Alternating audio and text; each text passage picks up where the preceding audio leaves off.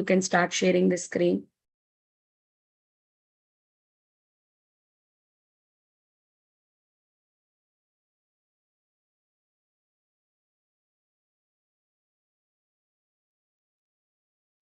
Hare Krishna Mate, share Mate.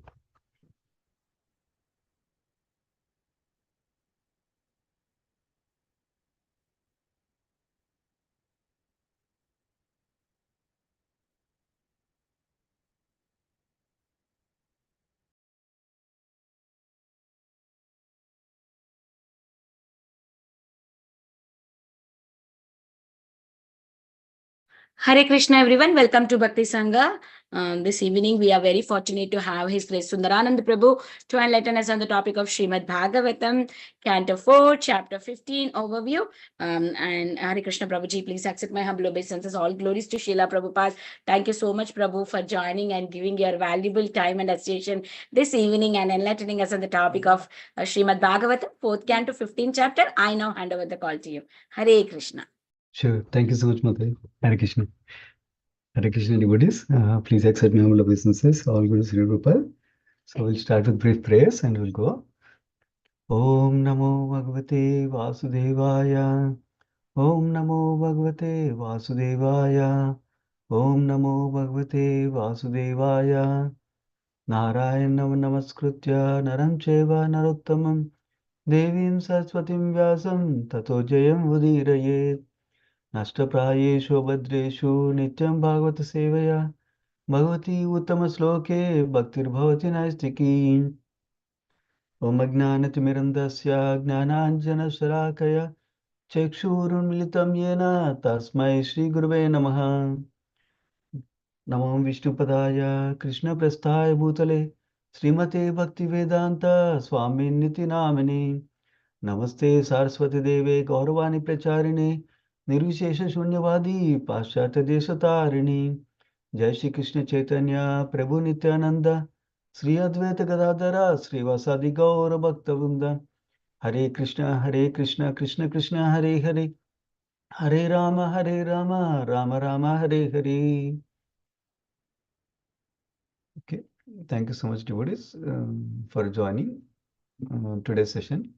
We're discussing Canto 4 and Chapter 15. It's a wonderful section. In one sense, it's a very brief section and a sweet, short section, but we have some nice lessons we can learn also from this section. So I'll give brief context by referring to Swayam Bhagwan Keshav Swami Maharaj book Bhagavata, which talks about three sections of the fourth canto. I'll talk about the first section of the fourth canto, which is about Sati Devi and Lord Shiva's pastime. Second section about Dhruva's pastime. And then we go into the Prithu Maharaj's pastime. That's where we are now in the current section. So that's just to give a quick overview of what lessons we can learn from these first two sections in the fourth canto before we dive deep into third section, which is where our chapter falls in today. Yeah. And then after that, we'll talk about the thematic understanding about humility and the relevance to our devotee life as practicing devotee. Yeah. So that's the overall flow for this section today. I'll share my screen again. So we'll go from there.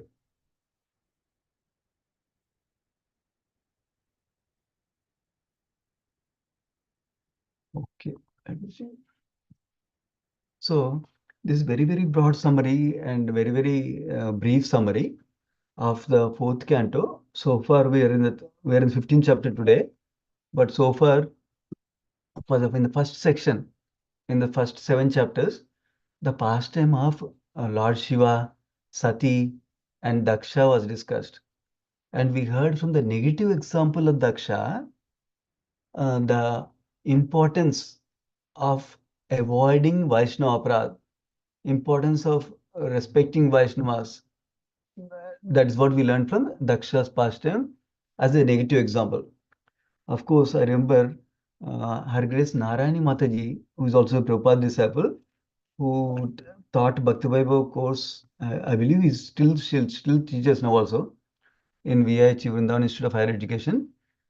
Summarizes the whole fourth canto in a simple way. She has this skill of summarizing big cantos in few sentences. She summarizes the whole fourth canto as a description of three kinds of devotees. Daksha, devotee practicing bhakti in mode of ignorance. And then example of Dhruva Maharaj, which is bhakti that started with mode of passion. And then example of Prithu Maharaj, the section we are in now, that bhakti practiced in mode of goodness, like that. Of course, we know bhakti at the higher levels is transcendental to the modes of nature. Yeah. But when I'm describing like this, is like a third canto we hear from Kapila Dev, describing how the practitioner can be in that mode. It's not that bhakti is dropped down to lower level, not that, but the practitioner, for example, I am covered by mode of ignorance, then I am approaching bhakti in mode of ignorance, like that. That's another way Her Grace Narayan Mati summarizes the whole fourth canto. So this is the first section. What is the lesson we can learn from first section of the fourth canto? Basically, when we practice bhakti, we may be deviated from bhakti at a philosophical level because of some doubts, and because of at a practical level because of some inattention, our growth might be stopped, like that. And then at a relational level, we might make aparadhas or offenses. That means we don't show the proper respect. The basic characteristic of aparadha or offense is that something spiritual, we view them as material and we treat them as material in a very broad sense. So these aparadhas or offenses at relational level can be against the holy name, nama, against the seva or service, or against the Vaishnavas or devotees, or against the Dhamma or the holy place. So now we dive into this Vaishnava aparadha only. Because this section is relevant about Daksha, we're learning from negative example of Daksha, the impact of Vaishnava aparadha and how to avoid that. So Vaishnava aparadhas can be done at 4 different levels. One is at an internal mind level, where we have some unfavorable or negative thoughts about somebody, like that. But we're not actually expressing it with words or actions yet. And that we know we don't get any reaction for them. But the problem with them is slowly they can lead to some offenses later on. They can lead to big offenses later on. Because what there is in the mind can result in as words and actions later on. That's the internal offenses. Next level is unknowing offenses. That means we did not even know that we committed an offense. So without our knowledge, we did something that somebody took it as offense. So we hear about the famous pastime in the context of reading Bhakti Rasamrita Sindhu or Nectar of Devotion, where Rupa Goswami was one time meditating on Lord Krishna's pastimes, and then he was laughing, and then externally at the same time one Brahmana happens to be going there, and he took the offense personally because the Brahmana had some kind of limping walk, it seems, if I remember correctly, basically. So he took it as maybe he's laughing at me, laughing at my walk, like that. So that is a example of unknowing offense that we might do. So even though we did not intend to do an offense, because the other person took it as an offense, so it can be dangerous for our bhakti. So that means we should be very careful, and we should not just think, oh, I didn't mean like that, I didn't intend like that. If he takes it like that, it's his problem. Not like that. We should be careful. In fact, even in the material communication experts, they talk about communication as the person communicating needs to see what is the impact it is creating on the listener. So if other person understood it wrongly, then responsibility lies in me, the person communicating primarily. So that means I need to make an extra effort to clarify my intention to the person listening, like that. So that's what this is talking about. The third kind of offense is inadvertent offense. This kind of offense is when we know we made an offense, but we didn't plan it out. I'm going to offend this Vaishnava today like that. While in the matter of interactions with Vaishnavas, somehow we made a mistake and that caused an offense like that. So when that happens, we need to be humble enough to accept our mistake, to seek the forgiveness from that Vaishnava. That's an important way to deal with that. So then fourth kind of offense is deliberate offense. This is more dangerous and more harmful. As you notice, each of them is progressively harmful, progressively more dangerous, more hurtful. So where I'm fully aware that this is offensive, but still I do it. So, but why am I doing it when I know it's an offense? Because I don't understand the gravity of the impact of doing that offense like that. I don't understand it.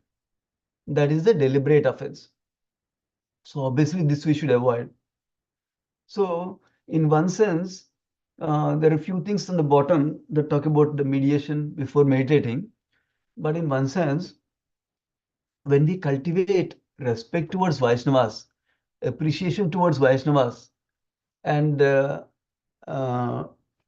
and being sensitive to other Vaishnavas, uh, sensitive in our dealings with Vaishnavas, meaning understanding their feelings, understanding their needs, and observing how they took it also. That will help us to situate properly without making Vaishnava offenses. Of course, understanding the gravity of the offense also helps. And also um, having the right association helps like that. So these are few things we can consider. Yeah. Now going to the mediation before meditate. What is this section talking about? That let us say we make offenses and due to our interaction with the different Vaishnavas, then we cannot do our bhajana properly. We cannot do our chanting properly. We cannot do our bhakti peacefully. So these are few strategies that Swayam Bhagavan Keshav Maharaj gives us to uh, make amends with them. That means to get to avoid the situation to become offensive like that. So that means how we can avoid offense, how we can avoid the disturbance that is caused because of offense, both. First thing is tolerance. That means we remember from Daksha's pastime how he immediately reacted seeing Lord Shiva not offering obeisances. So instead of reacting immediately, we should patiently consider what is happening. What is the why did he not offer obeisances? What can I do now? If I say something now, what will happen? What is the impact of my doing something, saying something? That carefully considering by pausing and reflecting. There is a tolerance aspect. Second thing is the circumstance. That means we try to understand the background of the situation and the events.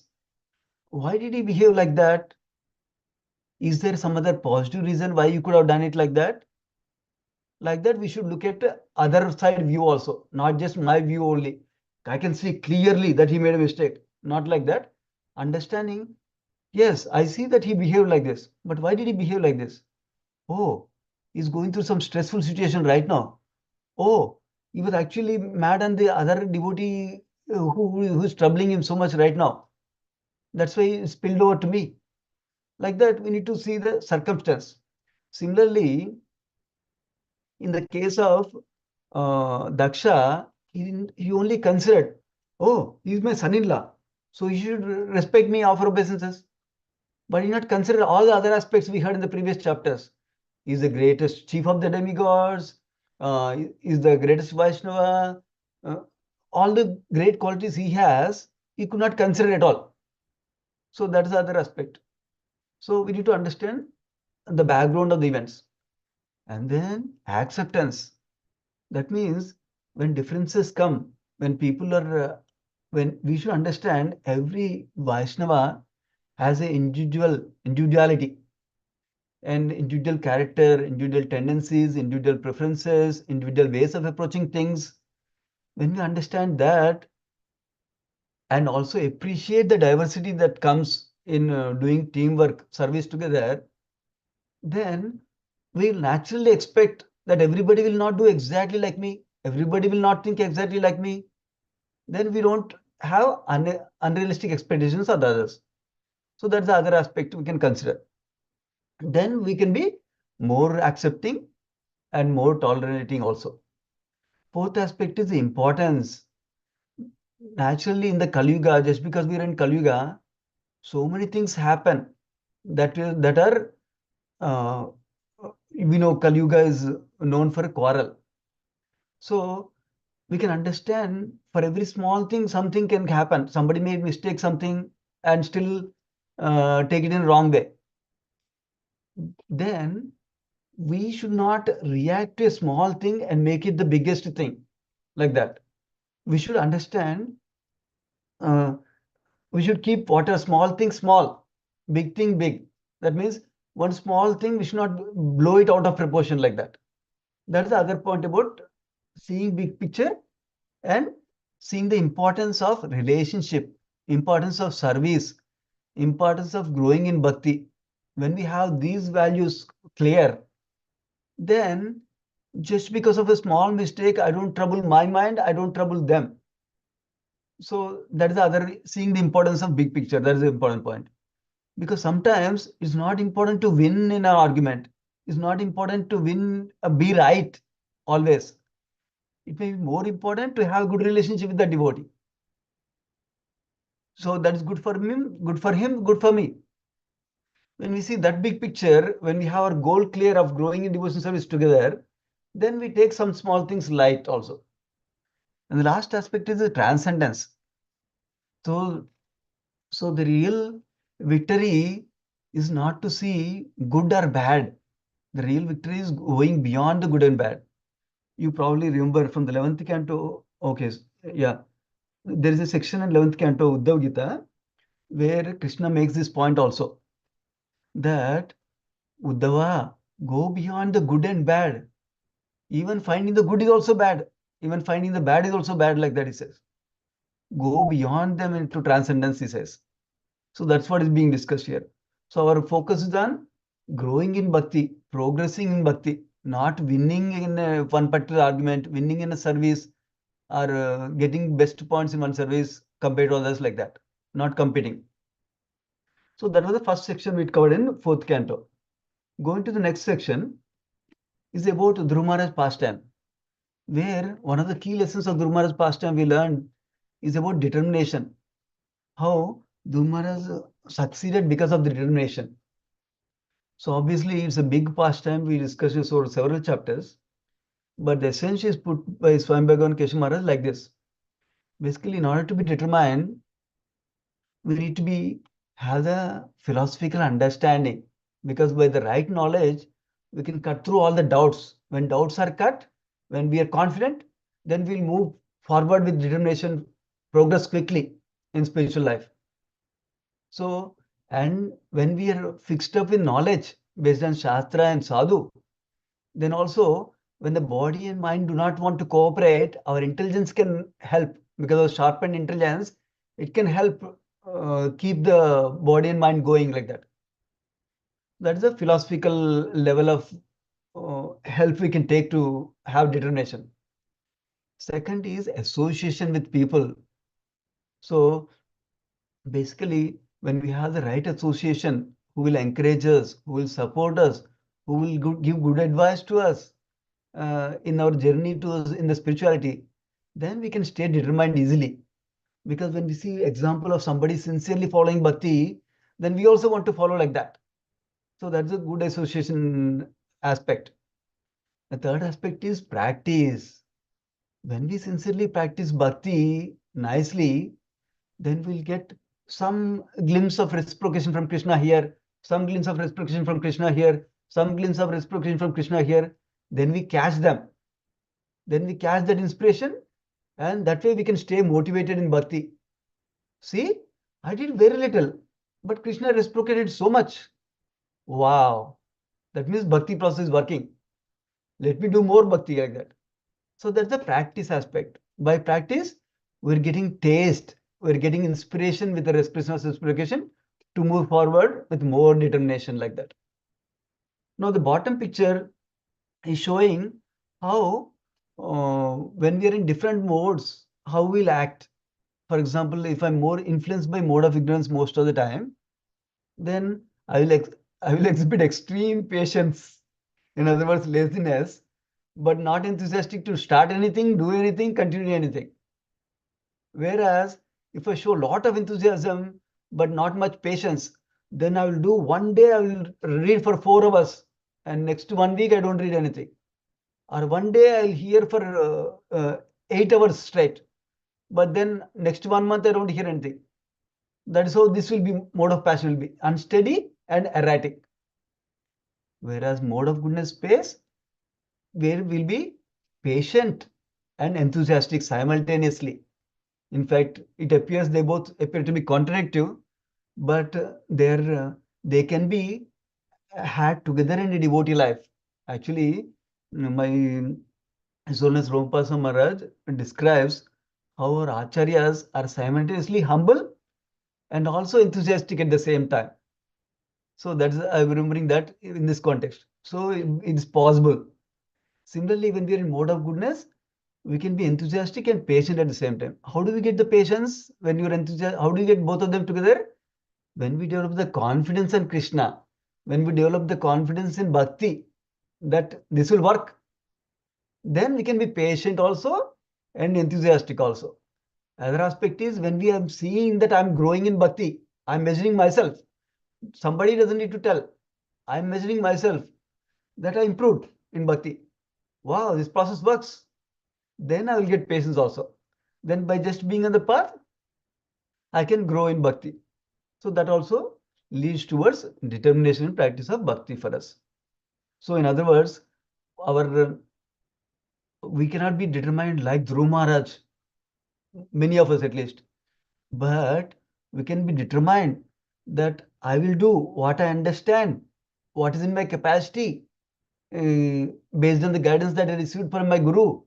I'll practice bhakti nicely, sincerely, and seriously to my best capacity. That much we can do. And the determination that I want to make this a last life, which is possible. Don't think it's not possible. Of course, ultimately it's in Krishna's hands. But we try our best from our perspective. That's the second section. Of course, this is a little bit too early, but I wanted just to give this anyway from Swami Bhagavan Kashyap Maharaj book Bhagavata. The reference is there at the end, the last slide also, so you'll see it. So basically, this is the section we are in. We are only in chapter 15 now, where Prithu is just going to appear now, just becoming king now in this chapter. But this I will not go into detail of this one. Basically, this chart is showing that Prithu Maharaj is glorified with wonderful qualities and with different metaphors. How is a wonderful leader, ideal leader like that. And he was very selfless, not thinking about himself only, thinking about how to take care of his citizens like that. And then he's spiritual. That means he's not only thinking about citizens' material well-being, but he's also thinking about spiritual well-being of the citizens. And then he's a strong leader in the sense that he's ready to make bold decisions and take action as needed like that. We'll see in the coming chapters. So, and also he's sensitive at the same time. And the bottom of this picture showing how Prithu Maharaj is compared to different metaphors describing his wonderful qualities, which you'll see in the next week class. Yeah. So that's just a quick summary. Now going into the 15th chapter. Before we go to 15th chapter, just before this, 14th chapter, what happened? What happened was, this fourth canto is description from Dhruva's dynasty. Dhruva's descendants are being described now. So within the Dhruva's, we heard about King Anga, who was a wonderful king. Unfortunately, because he had a wife by name Suniti, I think, who was a daughter of death personified. So the son he got was King Vena, who was very sinful. and he was not ruling citizens properly at all. So, uh, so we heard about King Vena, how he did not respect Brahminical culture, rather he destroyed Brahminical culture. He created trouble for Brahmanas and sages. All that we heard in the last chapter. Then finally, Brahmanas decided that, oh my God, we need to kill him like that. They decided to kill him with mantras. And then finally, from King Vena's body, when King Vena was killed, even though then when there's no king, again thieves started becoming big, and all citizens are suffering again because of thieves doing all nonsense things like that. Then Brahmanas again considered, we should have a king. What should we do? We want to preserve the semen, the great value coming from the semen of King Anga. So let us churn the King Vena's body. So they churned the thighs of King Anga, so King Vena dead body, because King Vena's dead body was preserved by his mom by chanting mantras and by keeping it safe like that. So they churned the thighs. Brahmanas had that power at that time. They churned the thighs of the dead body of King Vena, and they developed a personality called Nishada. I think his name comes up in the next section also, Bahalika or something like that also. But basically, all the sinful reactions in this body of King Vena, they took it out as one personality. That was the end of the last chapter. Now, coming to this chapter, 15th chapter. Let's go there.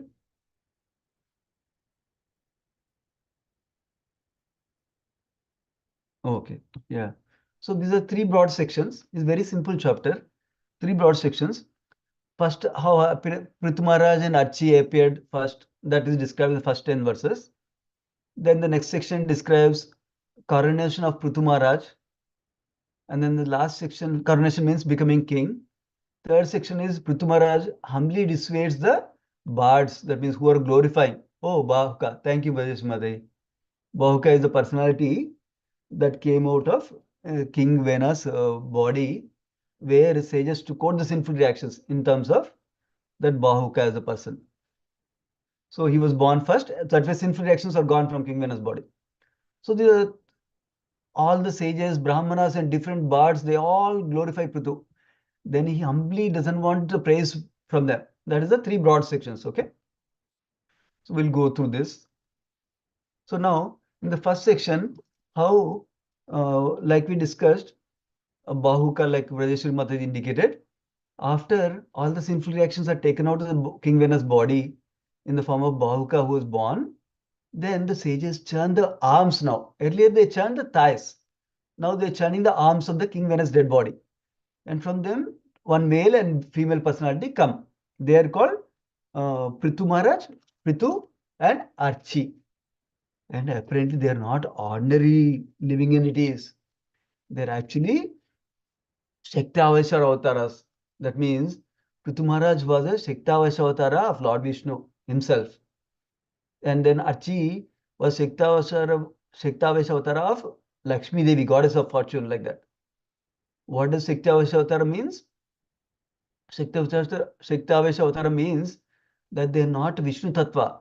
They are incarnation of Supreme Lord, but they are not Vishnu Tattva. They are a Jiva Tattva, but invested with one particular potency of the Supreme Lord, like that. So Prithu Maharaj was invested with a Palana Shakti, or the ruling potency of the Supreme Lord fully.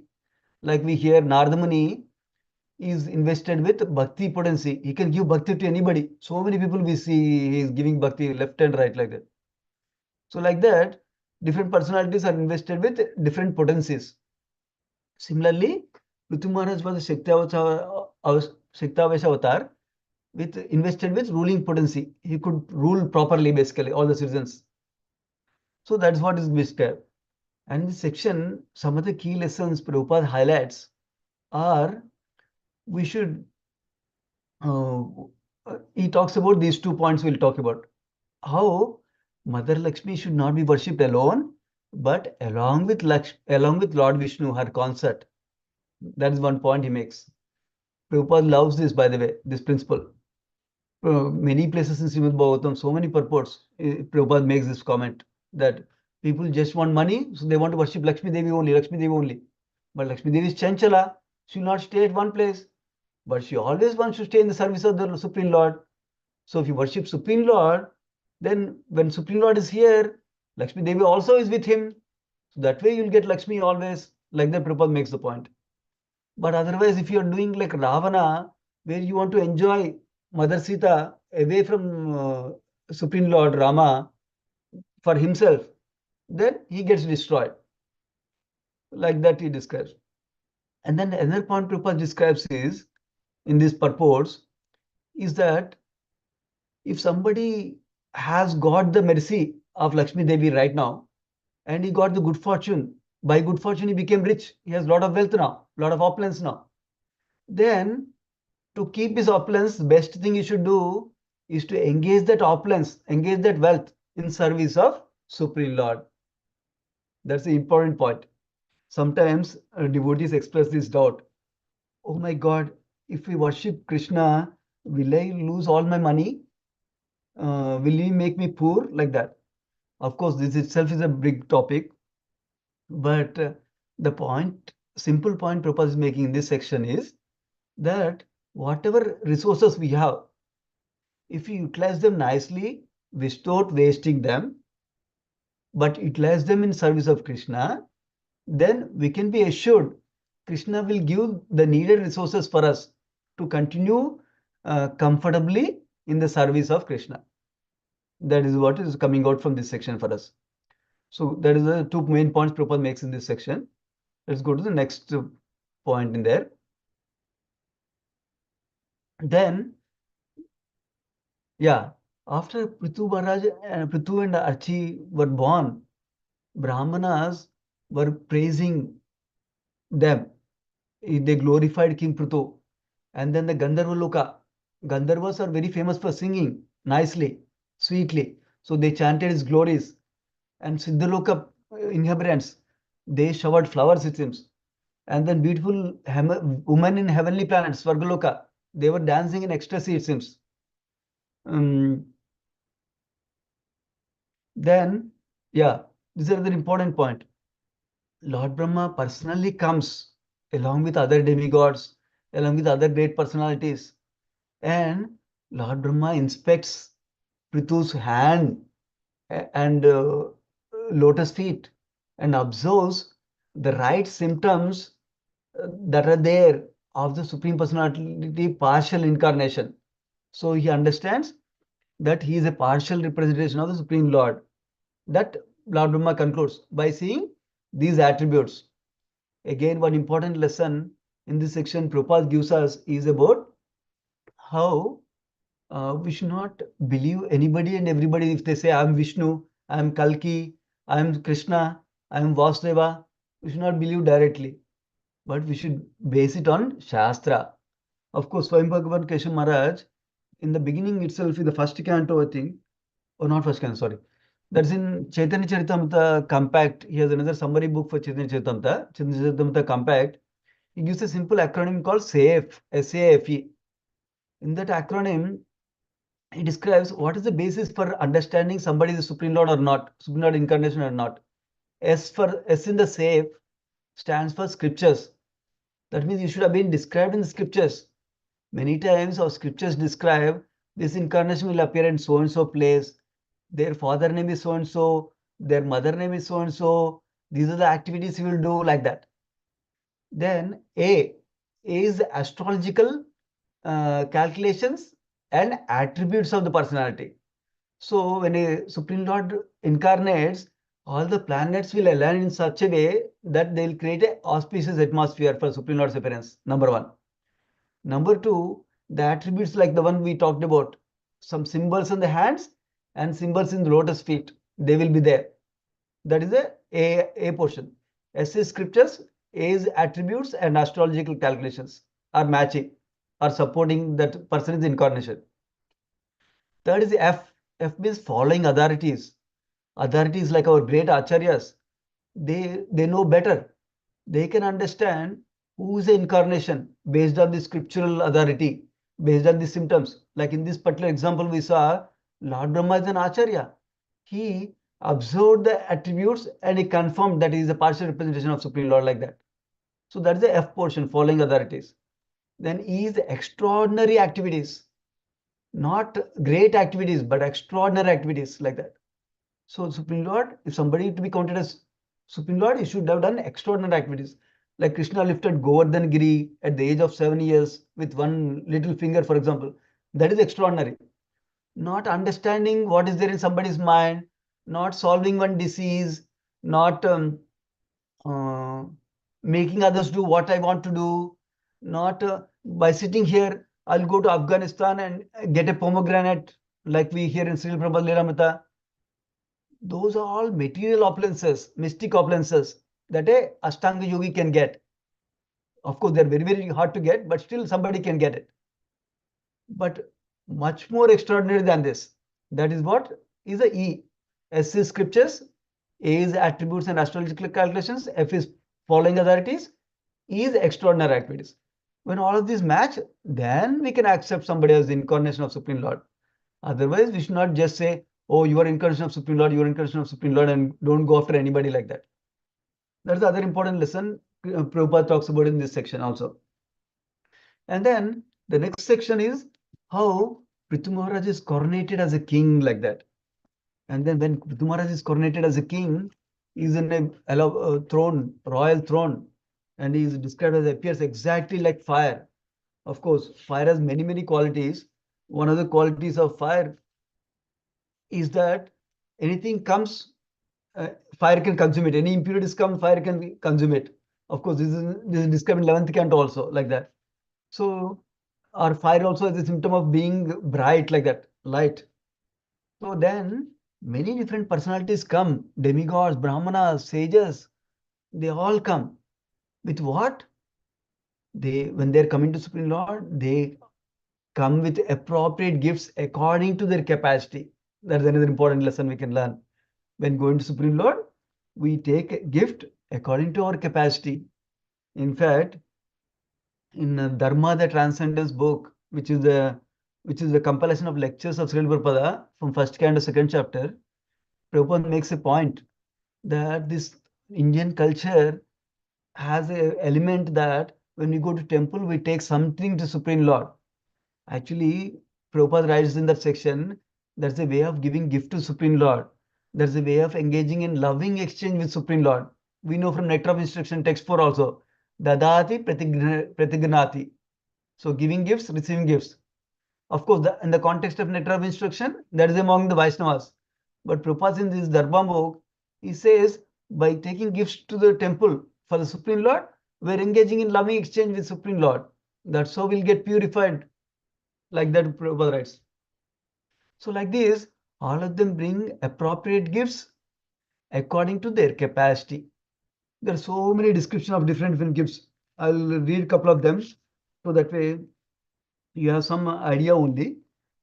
Basically, Kuvera gives a golden throne, it seems, and an umbrella. Varuna gives an umbrella that sprinkles fine particles of water, and it was brilliant as moon, it seems. And Vayu gives two chamaras fans. Dharma gives a flower garland. Indra gives a helmet. Yamaraja gives a scepter with which to rule the world like a stick in Sims. And then Brahma gives a productive garment made of spiritual knowledge. Saraswati gives a transcendental necklace.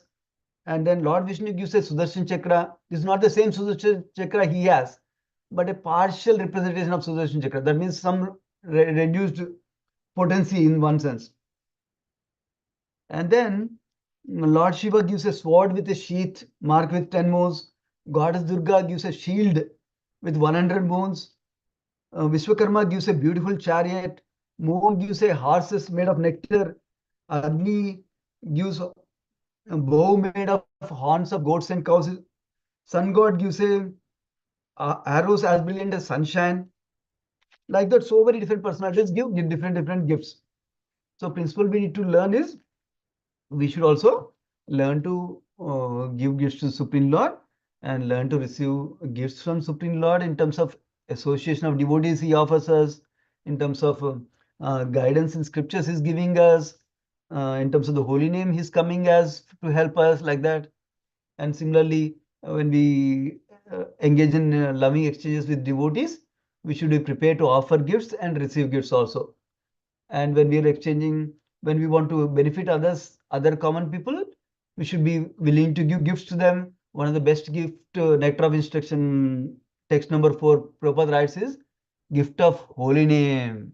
So we can participate in Harinam Sankirtan. That's how we can give gift to others like that, holy name. Or we can tell somebody about the chanting of the holy name. We can give a book on chanting. Even we can give a Prabhupada book, because every book of Prabhupada ultimately talks about Sankirtan Yajna. So they'll get some benefit for sure. Then after that, next section talks about how different personalities, especially the professional bards. Bards means their duty is to praise the king like that.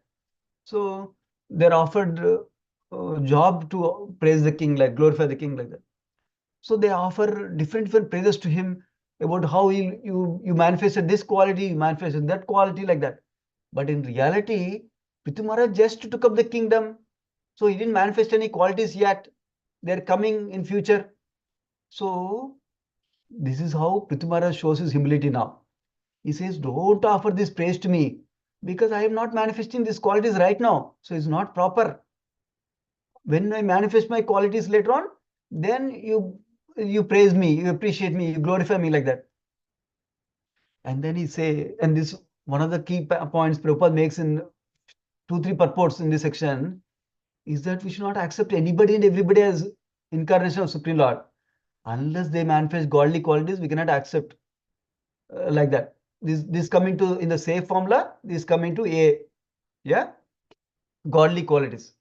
Then praise should not be offered to unfit person who pretends to be an incarnation of Supreme Personality Godhead. In that purport, Prabhupada says, generally impersonalists and non-devotees, they have this tendency, demonic tendency to glorify somebody. Oh, you are incarnation of Supreme Lord. You are avatar of Bhagwan. Like that. That's not a good thing Prabhupada is emphasizing here in this section. So we should not offer such praise to them. Then let us say somebody tries to glorify us, saying that, oh, you are a most pure devotee, you are actually Supreme Lord's representative in a purest sense, like that. When they're saying, you should be careful to not accept such things and clearly tell them that I am not there. I am still practicing devotee like that. Similarly, of course, some people cheat people like that. When followers are saying, oh, he's encouraging Supreme Lord, okay, go ahead, tell more, like that. So that's what Prabhupada is discouraging here in this section. So then, person who is very famous and powerful does not like to hear himself praised. This is a sign of humility. So whenever somebody, first of all, when we don't do anything great, we should not let others praise us, number one. Even if we do something great according to others, we should understand that great we are able to do because of somebody only. Because all of us learned everything from our parents, everything in devotion service from other devotees only. So, or even scriptures that are written by other devotees only, our classes that are told by other devotees only. So when we see like that, whatever we learned from our teachers, parents, elders, friends, or devotees, acharyas, like that, then we never think, oh, I am the greatest person. We'll give the credit back to them transparently. Okay, because of them only I learned this. Otherwise, I didn't know what is bhakti. I did not even know the word bhakti. Forget about knowing all these things like that. That we need to keep it clearly in our heart. Then we don't take the praise even literally into their heart also. That is another aspect to consider. So that's the other key lesson we can learn from here. So we'll talk a little bit more about the humility in terms of this is again another class from Swami Bhagavan Keshav Swami Maharaj. It's a wonderful class where he's describing importance of humility and 4 definitions of humility. So we'll briefly talk about the importance of humility and cultivation of humility. We'll go to that. So importance of humility, many of you might be knowing the famous verse from Sikshashtakam verse 3. Trinadapi Sunichena Tarorapi Sahishnuna Amanina Manadena Kirtaniya Sadahrihi. In fact, Lord Chaitanya describes, Krishna's Goswami describes in Chaitanya Charitamrita that this verse should be strung as a thread as a necklace in the neck like that. What does this describe? Four things this verse is describing: humbler than a blade of grass, tolerant than a tree, tolerant like a tree, and then offer all respects to others. Don't expect any respect from others. These are very important qualities for a Vaishnava. And by tying it as a necklace in our neck, what happens? Swayam Bhagavan Keshav Maharaj describes nicely. One is that it reminds everybody, it makes us accountable that Trinadapi Sunichan, I am following, I am demonstrating that qualities are not. Second, by having a necklace in the neck, it touches the heart. So those qualities are supposed to manifest in our heart like that.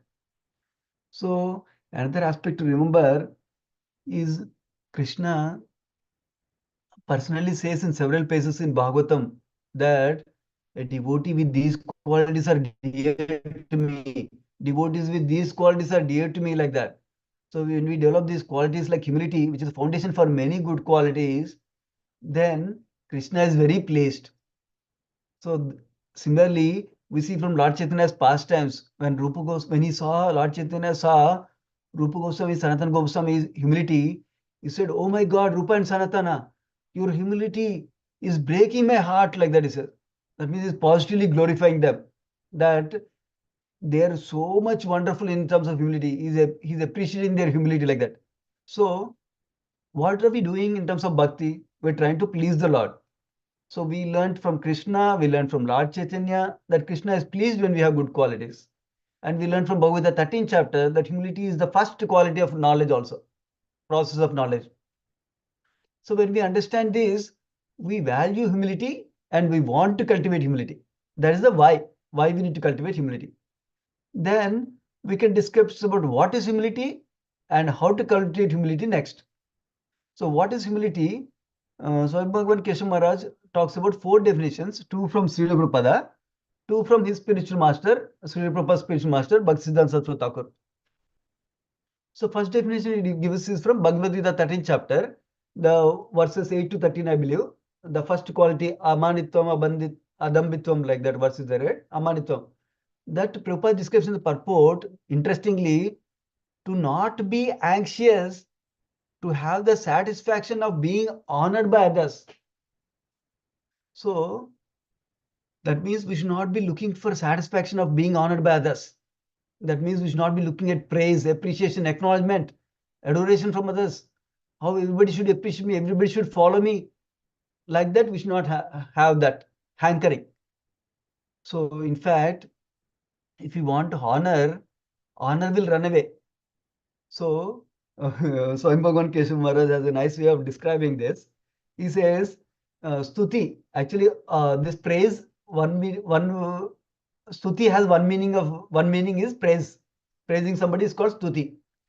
Another meaning he says is young unmarried girl, it seems.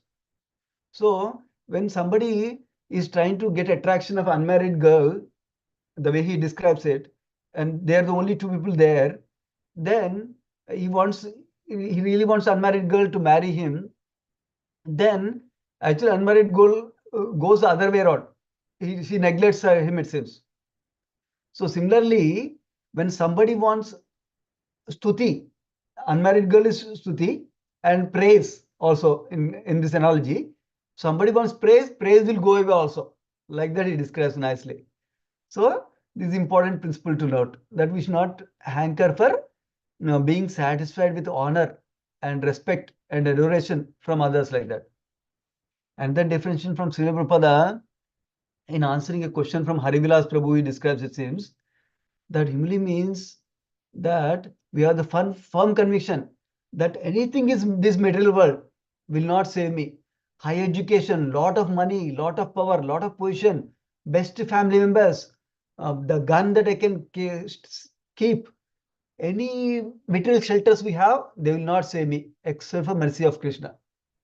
When we have this dependence on Krishna, when we have this full dependence on Krishna, then and firm conviction on Krishna's mercy only can save me, nothing else. That is the other definition of humility Prabhupada gave us. So this will develop as we read Shastra, as we hear Bhagavatam like this will develop for us. And as we chant also, it will develop nicely. And we know from Trinadapi Sunichena verse also that by developing these qualities, we can actually chant constantly. There is a secret of that also. So the another two definitions of Bhaktisiddhanta Saraswati Thakur, this is describing how humility means. This from Amritavani. There's a book called Amritavani that summarizes by category different definitions. Humility means complete absence of enjoying spirit. If enjoying spirit is not there, what is there? Service mood of service is there. So that is what is humility. If somebody has humility, they have wonderful mood of service. So that means they understand that I am not the enjoyer. Krishna is the enjoyer. And they exhibit that mode of service all the times. Mode of service to whom? Mode of service to Krishna, mode of service to devotees, mode of service towards other living entities, like that. Then the other definition is, humility means to develop taste for chanting holy name of Krishna and develop mood of service to the holy name. That means when we develop the taste for chanting of the holy name, that's the real humility. Because we are hankering for association of Krishna. And we are also developing mood of service to holy name. Mood of service to holy name does not mean only chanting only. Actually, holy name is not different than Krishna, we know from our acharyas. So everything we do in our life, we should do as a service to the holy name only. Then that is the mode of service. When we develop that mode of service to the holy name, and we develop the taste for the holy name, that's called humility. In other ways it's described, humility is also described in other ways, is, by the way, I wanted to contrast something, that humility is not inferiority complex as some devotees, practicing devotees think. Humility is situating ourselves in the real constitutional position that I am soul, I am insignificant soul, but I am a part and parcel of Supreme Lord. That means in one sense, I have very limited abilities, capacity and power. But in another sense, I am part and parcel of Krishna. So if I look towards Krishna, Krishna can help me for unlimited things for me. So that way, we are situated properly in dependent mood in service of Krishna. That is a way of situating in humility. So I will just show some references for this session, and then I will pause for comments or questions. So basically, Prabhupada Srimad Bhagavatam, my Guru Maharaj and mentor, Rompasa Maharaj and Premchand Mataji, and then Gauranga Darshan Prabhu's Bhagavad Pravaha series classes, and also Swami Bhagavan Keshav Swami Maharaj book Bhagavata, and also Chaitanya Charitamrita compact. I explained one principle, but there is only one principle here. So those are few thoughts. Any comments or questions you have? Hari bol, what a class, Prabhu. Yeah, I wish that these classes of yours never end and they just keep going on and on. We can churn out so much from your classes, Prabhu. Big fan. I really liked a few things I'm just repeating. When you were telling that communication is actually the key. It is so important in relationships that we communicate properly, and mostly, even if something messes up, like you said, the person who's communicating should take the responsibility if something has been misunderstood or misinterpreted, because it is so important for us to stress on the fact of how we communicate to people around us. And oftentimes we all mess up, I mess up a lot. But then we can see what kind of major repercussions will happen when that communication is not clear. And then I like the acronym for SAFE. I mean, it's actually like an abbreviation of SAFE. It was very nice. And that's a nice way to remember. Oftentimes I say the three things, that is scripture. Then I tell the special marks or the astrological features or whatever we say for that. And then I tell extraordinary powers, but I don't, most of the time I forget the F, meaning I've never, this is the first time I'm learning from your class that I have to also include the F, which is, I believe, checking with authorities, right? Is that what you said? Correct. Following other teachers, Mataji. Following. Yeah, thanks for adding that, because all these days my understanding was SAE and I didn't know the F. So thank you for adding that. And I like the way you explained what humility really means. That was also very beautiful. And yes, the 3 stories of Dhruva and Daksha, and of course Pritha Maharaj in different modes. And one thing you said, which was oftentimes we all make a mistake, is we say bhakti in 3 modes, but it's actually not bhakti in 3 modes, rather it is the practitioners of bhakti in 3 modes. Yeah, but fantastic class, Prabhu. So much to learn, and I'm so grateful for your association. Thank you so much. Thank you for sharing, Mataji. Yeah, that was a communication point was shared by Rajabihar Prabhu in his conflict resolution seminar. Yeah. And I also think of this oftentimes, like we communicate, we think that we're communicating properly, but the other person has a certain filter when they are listening, because their filter is based on their experiences, their expectations, and the things around them. They filter what we say, right? Correct. So then we can't control that filter because that is their conditioning. Exactly. So, like once my Guru Maharaj was saying, like he gives the same lecture, but then every disciple or anyone who's hearing it perceives the same a message in a different way based on their circumstances, what they want to absorb from that. That's so true. But again, at the same time, it is very important for us to ensure that our communication is correct. So I like that. Yeah. Yes, Mataji. Yeah, that's why we seek for feedback or reflection, and then we can correct it. We take an opportunity to correct again, like that. Yeah. What we shared. Yeah. Thank you, Mataji, for sharing. Yeah, thank you so much, Prabhu. Thank you. Hare Krishna, Sundaranand Prabhu, Dandat Pranamal, glories to Srila Prabhupada. Thank you, Prabhuji, for a detailed recap where we are today, and coming on to this chapter and explaining us from the beginning how you are explaining how Daksha was doing the offenses to the Vaishnava. It's very, very important for us not to do offenses, and also you were highlight so many points already. Prithvi Lasti Mataji said, I just don't want to repeat those. But then other one is like when you go to the Supreme Personality of Godhead, you go with a gift to the Lord. And also we are not the person who go dictate to the Lord, give me this, give me that. Just half an hour back, Charu Mataji was giving kids also a class, and she was also repeating the same thing. Like you go to the pizza store and say, I want a pizza and I want this, I want that. We are not the person who are dictating. She was explaining Sikshashtakam and she was repeating the same thing. We are the person who needs to be patient and wait for Krishna's mercy. We keep serving him. We cannot say that, oh, he's not giving me anything. After all, I'm doing everything and just I leave him and go and find another. He's not like that. You need to be patient. You need to be serving him. Then Krishna will see our, love and affection towards him. Then he reciprocates to us. So it's a long time. You need to have patience and be in association of devotees always. So that will make us to be going on. Otherwise, it's very difficult. You feel like so much frustrated. Why everything is going wrong still after doing everything nice. So but then when we be staying in the association of devotee, we'll understand that that's a devotee. Like we should never expect anything from Krishna, and we should always surrender to Krishna.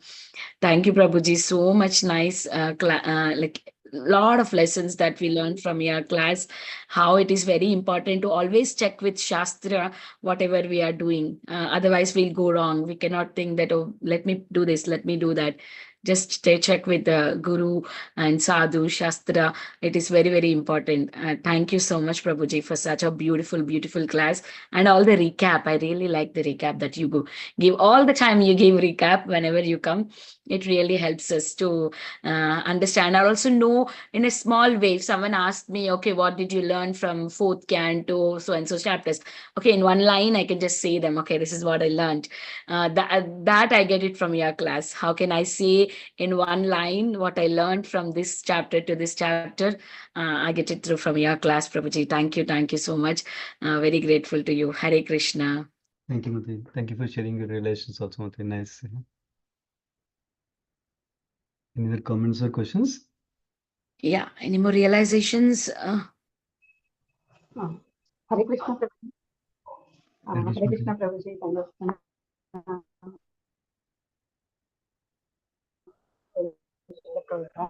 And thank you very much for your all kind support. And thank you very much for the class.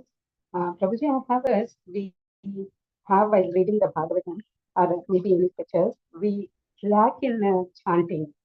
So how to improve our chanting, Prabhuji? How to improve chanting? Wonderful, Mate. It's a important question for all of us devotees. Definitely. And there are many ways to answer that question. And our acharyas have lots of explanations for that also. I had a couple of slides I was talking about in Canto 12 when I was giving summary. I'll bring it up so that way you might appreciate this, even though it will take 3 minutes or so.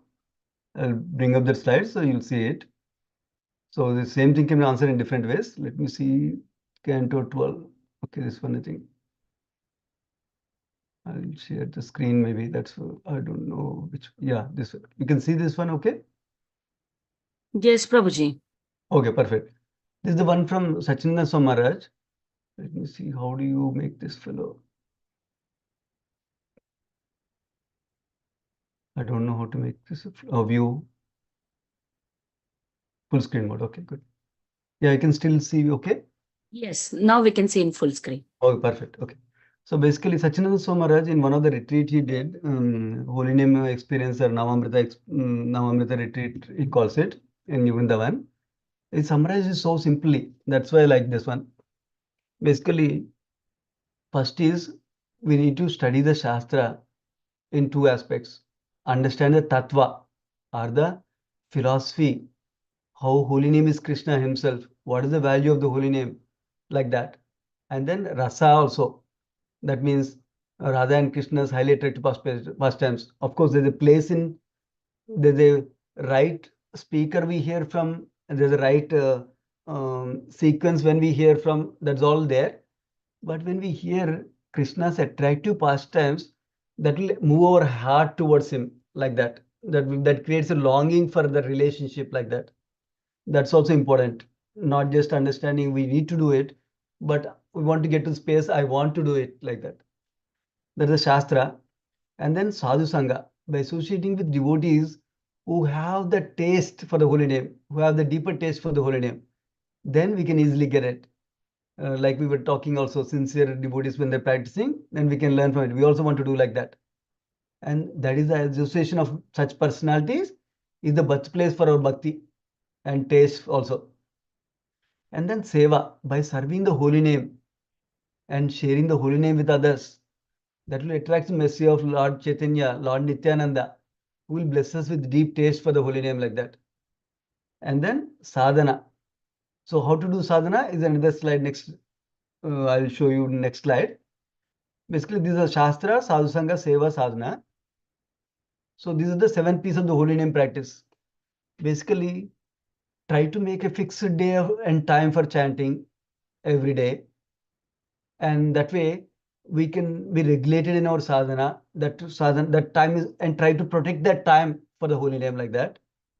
And then try to create a sacred space. There's a place where you can chant. That means no phone, no computer, ideally, or you decide that you don't interact with them like that. Then posture. The more we straight, body straight when you're chanting, you can sit in the sofa, you can sit in the chair, you can sit in the floor, it doesn't matter. But the posture should be straight, because the posture straight helps us not to sleep, not to be distracted in mind like that. And then pronunciation. Pronounce the holy name clearly, all the syllables. Watch out for that.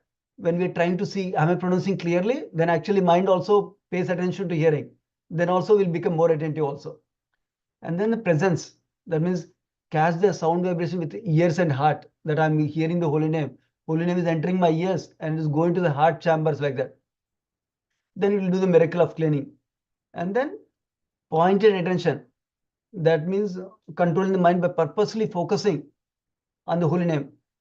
And at our stage, Our mind will go to office, this work, that work I need to do later on, like that. But still, when we catch it, we need to bring it back. For example, I might go into 5 minutes thinking about something, but at least when I realize after 5 minutes, I need to bring it back instead of going to 6th, 7th, 8th minute, like that. Slowly, when I'm catching like that, it will become 4 minutes, 3 minutes, I'll go. I'll recognize after 1 minute, I'll recognize 60 seconds, like that, 30 seconds, like that. So that's a bringing the mind back. And then engaging the heart. So if you notice all these things, there's a body portion, there's a mind portion, there's a heart portion. So engaging the heart in a prayerful mode. Like actually I played a video of Radha Samar also. You can search for it on chanting from heart. I really love this video so much. It's one of my favorite videos. Essentially, what Maharaj is describing in that video is, we need to chant for Krishna Prema. I should not chant so that I can finish my 16 rounds. That's the one aspect. That means we're chanting with spiritual desire and spiritual aspiration. And then we're chanting for removing any obstacles that are coming in reaching that spiritual aspiration also. That means if I'm not able to chant my rounds, then I then I chant with the prayer that I want to chant my rounds nicely. Please help me, like that. Or if I'm chanting, if I'm doing all Vaishnava Aprad, then I will chant to please give me strength not to do Vaishnava Aprad. I want to progress towards Krishna Prema. I want really Krishna Prema, like that. With the spiritual aspiration, when you chant, then we'll progress also. Otherwise, if I'm chanting, my office work, I should do it in 1 day and my boss should be happy, then that only will come with chanting, not Krishna Prema. Or when I'm chanting, oh, this guy really scolded me. Next time I meet him, I'll scold him.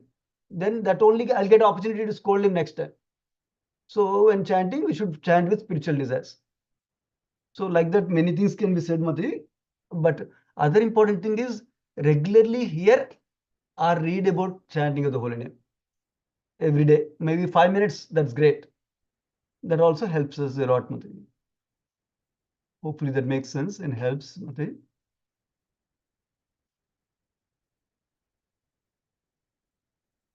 Any other comments? Thank you, Prabhuji. Hare Krishna. Thank you.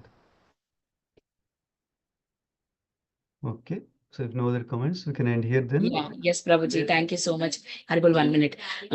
Let me offer my obeisances to you and all the Vaishnavas assembled on the call. Haribol, okka nimisham. Vancha kalpataro bhyasya kripa sindhu bhyavacha patitanam pavanebhyo Vaishnavebhyo namo namah. Ananta koti Vaishnav vrinda ki jai, Srila Prabhupada ki jai, Sundaranand Prabhuji ki jai. Haribol, thank you, dear devotees, for joining and giving your association. We'll close the call for today. We'll meet again next